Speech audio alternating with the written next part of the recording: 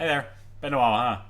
So, recently I played what might be the most insane Metroidvania I have ever played and experienced. And boy, was it an experience. Now I'm talking insanity as in chaos, no idea what you're doing, just start slashing and killing kind of chaos. Blasphemous is a Metroidvania. Now I could keep it there and just end the video after like 5 seconds. However, hear me out, Blasphemous certainly stands out among other Metroidvanias, and I'll get into why. Now this game, I swear to God, is absolutely insane in almost every way. But I shall start with something calmer. The gameplay.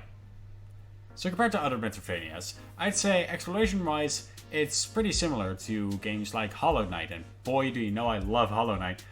You start exploring, you have multiple ways to go, and start getting stressed out because you have to commit to a path, but you don't want to, so explore a bit of every path and get even more confused.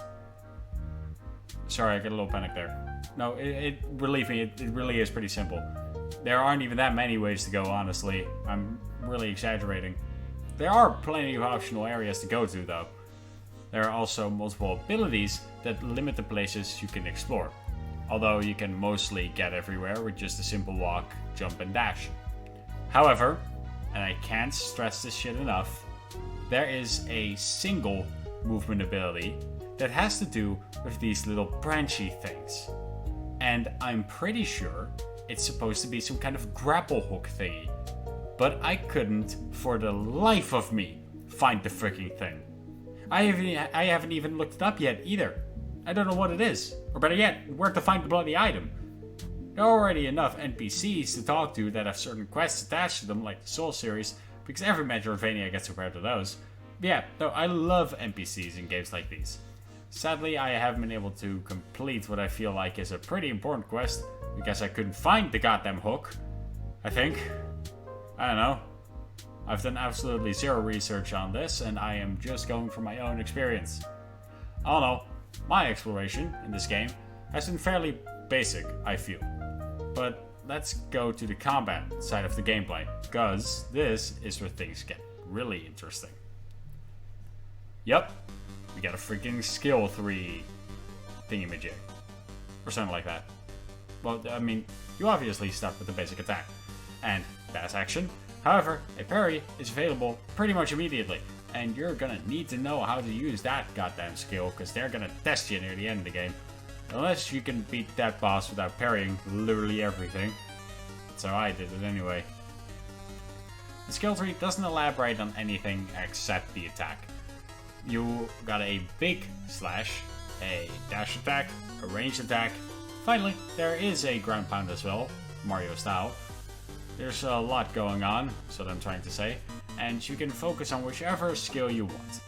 Now I focused primarily on the dash attack, at least I use that one the most, and you can add more to the basic combo as well, which is really handy. Combining all of these make for pretty complete combat mechanics, and that's always appreciated in a game like this. There are special attacks as well, prayers they're called. I didn't use them much, but they are definitely there, and some of them are really handy. And if you want to use them, I probably would have had an easier time if I did use them, but whatever. Collectible items cannot be ignored either. You can equip rosaries on a rosary string thing, like the charms from Hollow Knight. God, I gotta stop referencing that game. You can unlock more slots for more of these collectible items to be inserted, and God, there are a lot of them. I have not even found them all. One of the other collectible items is bones. Yeah, I'm just gonna let it sink in for a bit. Bones. You just collect bones. Like skulls. They've got specific bones too.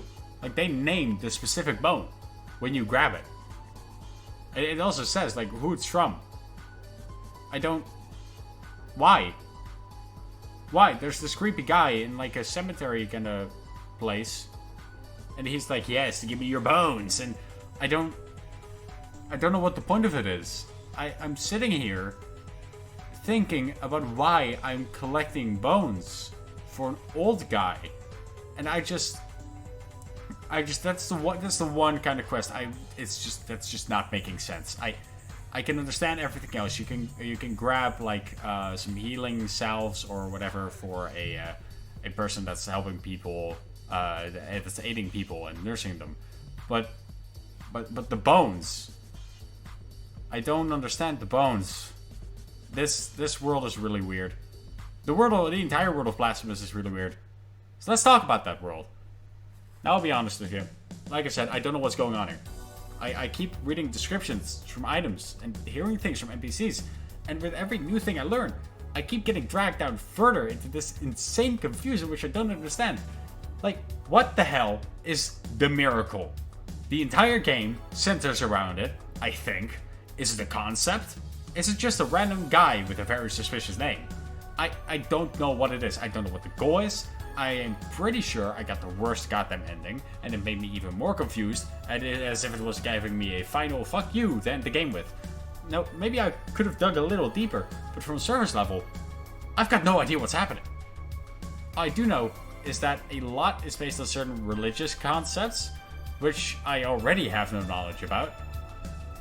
But it's fine, it's fine. I didn't care that much. The gameplay is what I was here for. At the start of the game, you don't get much guidance at all. You gotta find 3 things, and open a gate. Just simple enough, but personally, I have no clue why I'm doing it. Yes, I could research all the lore now, after I've beaten the game. But that's not what this is about. It's about the first Blasphemous experience. And there's no better way to describe that than absolutely insane. There are a lot of reasons why Blasphemous should still be played, even though its story is incredibly unclear. The gameplay being one reason to play the game for. And hopefully, despite my uncontrollable video, this has gotten you at least a little interested. Because the game was genuinely fun, even though I am more of a story kind of guy. That is going to be it for me, though. Have a good day, and goodbye.